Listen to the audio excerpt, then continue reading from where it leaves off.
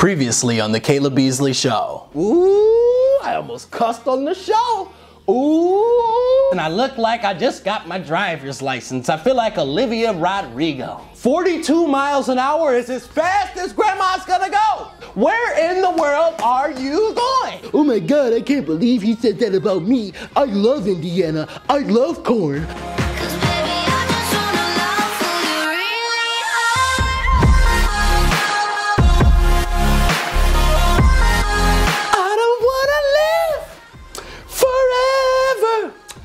I just wanna watch Caleb Beasley, and I don't wanna feel forever. I just wanna watch Caleb Beasley till he gets famous. Oh, whoa, oh, whoa, just wanna watch Caleb Beasley until he gets famous. Oh, whoa, oh, oh. Ladies and gentlemen, boys and girls, girls and boys, I have something to tell you. You are watching another edition of the Caleb Beasley Show, the Emmy Award-winning Caleb Beasley Show.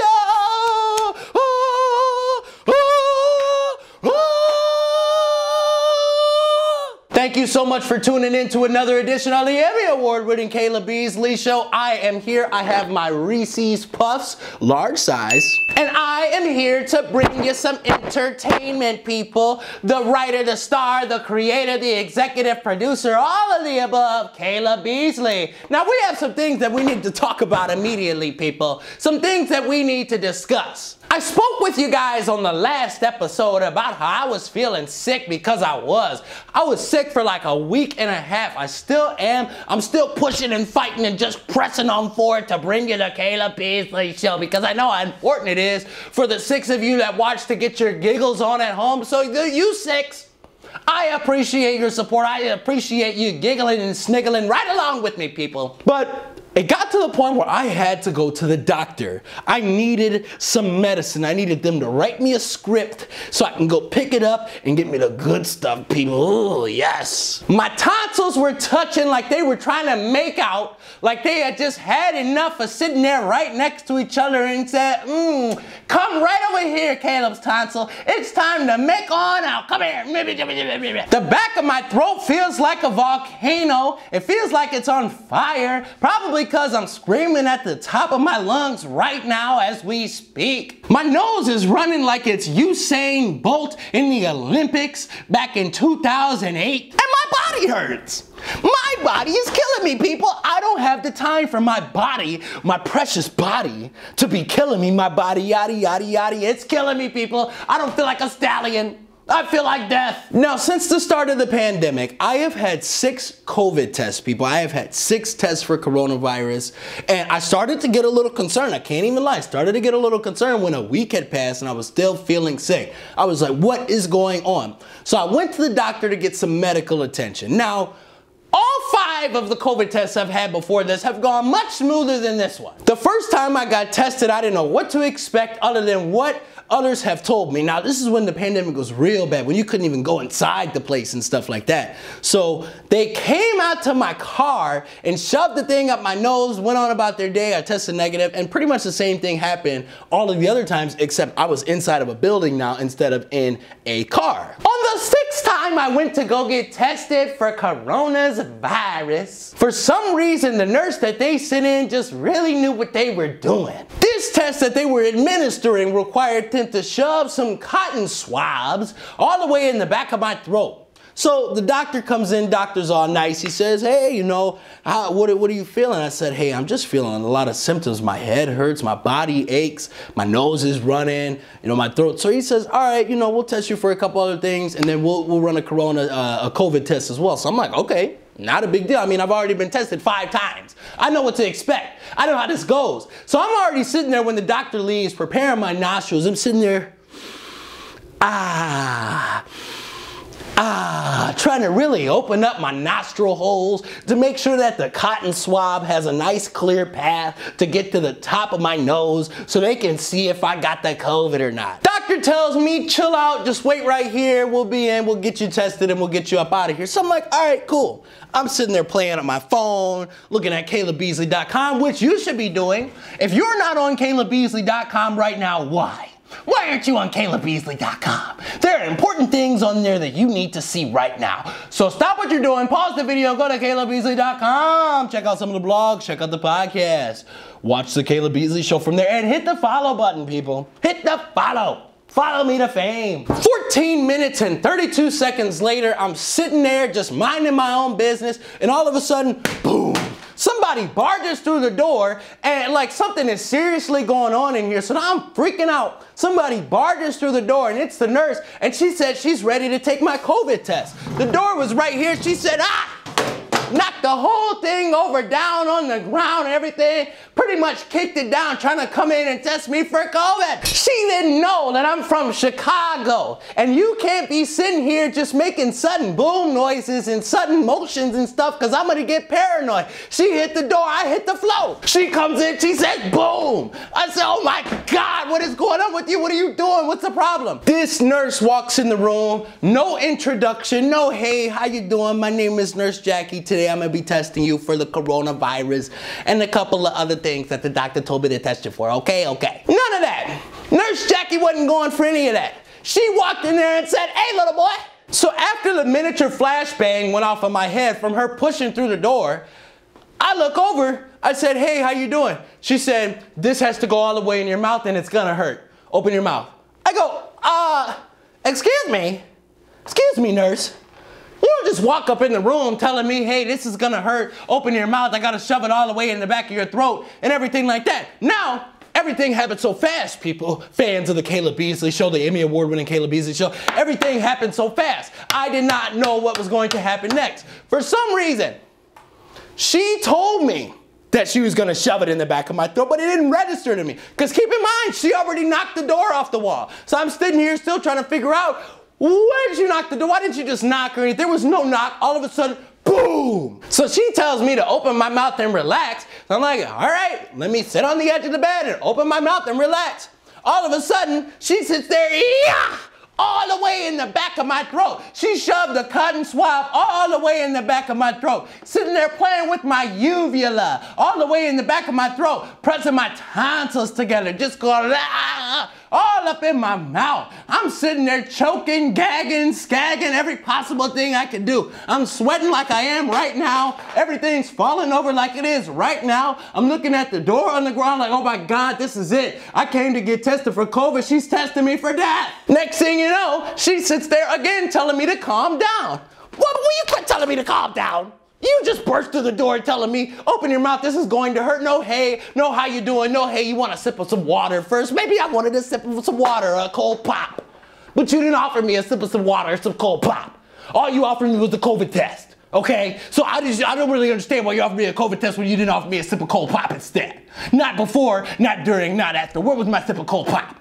So I'm sitting there and my eyes are just popping out of the back of my head because I don't understand what's going on and why she felt the need to just say, open your mouth and all the way in the back of my throat. That hurt, people. That hurt my tooth. That hurt my tooth, people. I'll be right back. Yay, I'm back. So now I'm sitting there in the nurse's office and everything. I'm trying to maintain my level of cool, calm, and composure. And now I'm just all in the office because she's tickling my uvula in the back of my throat. Didn't nobody ask you to tickle my uvula? I asked you to test me for coronavirus. Why are you playing with my uvula? As soon as that thing hit the back of my throat, I heard was in the arms of the angel. Oh, for just 19 cents a day. And I was like, this is it. This is my time. This is how I go out. I don't even get to be famous first. I don't even get to be famous. But luckily I was able to secure my 6th negative coronavirus test. I feel like it's starting to become a competition. Like how many times can you test negative and everything? But I've been doing my social distancing. I've been telling you guys for weeks to do your social distancing, wash your hands, wear your mask, put some gloves on those funky little hands. Cover it up. Now, in addition to my coronavirus struggles and my 6th COVID test in a year, which I guess is not bad. I feel like some people probably get tested every week, you know, or maybe through their job or something like that. They've probably gotten to healthcare workers, for instance, they've probably gotten tested much more often than 6 times. So I'm gonna take it. I'm happy that I've only had to get tested 6 times. It's cool, whatever.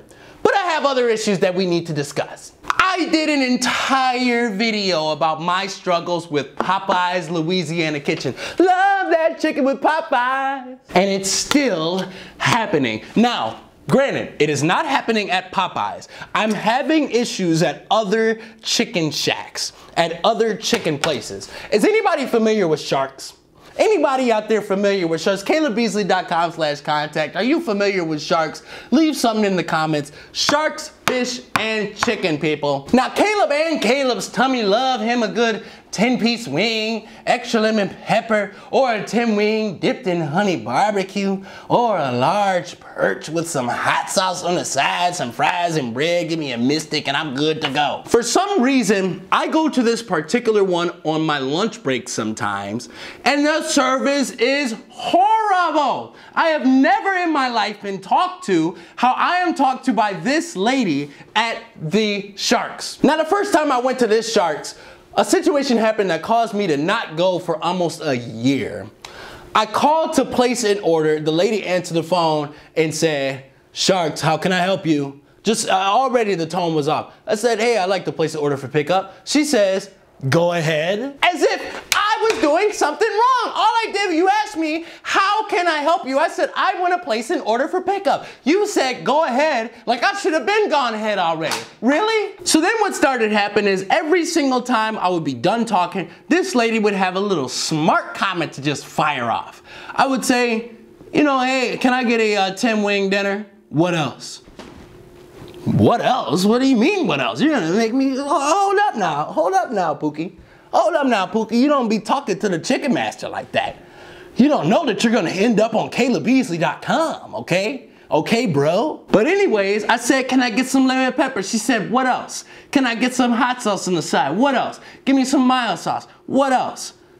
That's it, ma'am. So I show up. After all this attitude I got from her, they had a little drive-through window that it says you go to pick up the order in the drive-through window. I pull up to the drive-through window. She tells me only orders that were placed through the drive-through are where you pick them up in the drive-through. So I go, "Oh, okay, I didn't know all that." So now I go inside. Lady's mean to me inside, everything like that. I leave, get back to work. I open the food, and it is the wrong order, people. It's the wrong order. After all that talking you did, after all that, "Well, what else? Go ahead. You want anything else? Anything else you want to add?" After all that rubbish that you were talking out of your mouth, you had the nerve to get my order wrong? So I left my job speeding back to this place. I was so ready to just let this lady know how I felt about the entire situation. And I did. And I did not go back there for like a year. I'm like, she's gonna spit in my food after that. But if you're gonna be rude to people, at least make sure that everything else adds up so they have no reason to come back and you actually give them a reason to snap off on you. So then about a year passes. I mean, I haven't been there in so long. And I decide, me and a couple other coworkers decide, you know what, hey, now's the time to go back to Sharks. It's been a little bit of time. You know, her emotions have probably calmed down. Maybe she doesn't even work there anymore.